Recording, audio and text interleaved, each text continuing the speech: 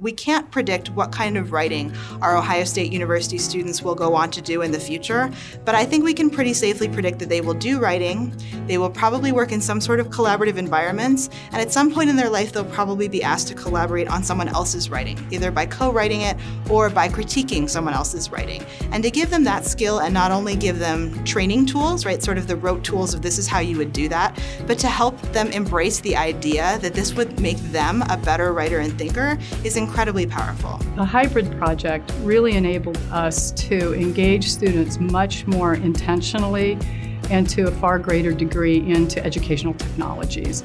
So they could step into a discussion forum at any point during the week. They didn't have to limit sort of their engagement with that question or with one another to that hour and 20-minute face-to-face session.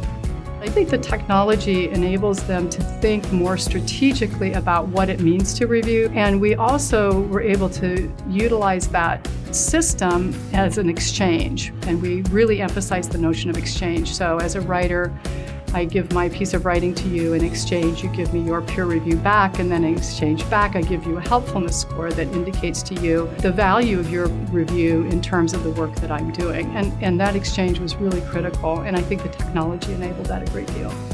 So in a typical 2367 class, a peer review might ask a student to bring a physical copy of a paper and to kind of trade it off with the person to their left, the person to their right, give them 20 or 30 minutes to do it in class, and then the students sometimes debrief afterwards. This would be a typical face-to-face peer review in my classes, but the limits of those include that the students often don't want to create like negative vibes. The students don't want to damage the relationship that they may have with the students, or they may not know each other well enough to be honest.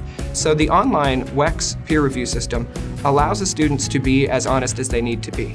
The students submit an assignment, and then after the submission window, they are given access to others' assignments distributed to them one at a time. The students follow a set of peer review criteria that we developed ahead of time and walk through describing what their peers' goals were, what they saw in their paper, assessing how effective those papers were, and making suggestions for changes along the way. I think the classroom community changes dramatically when you have an online or a hybrid class in this case.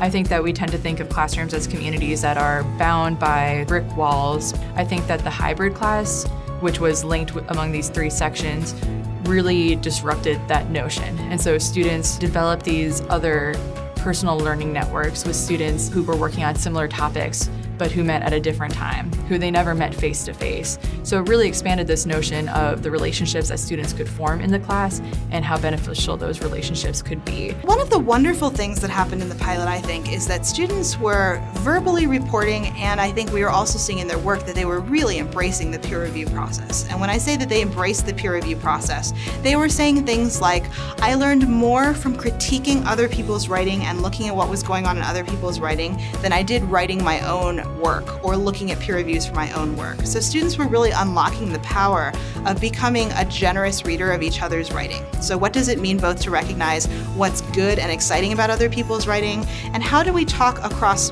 contexts and people in terms of how writing can be improved? I think that's really an exciting direction for the future.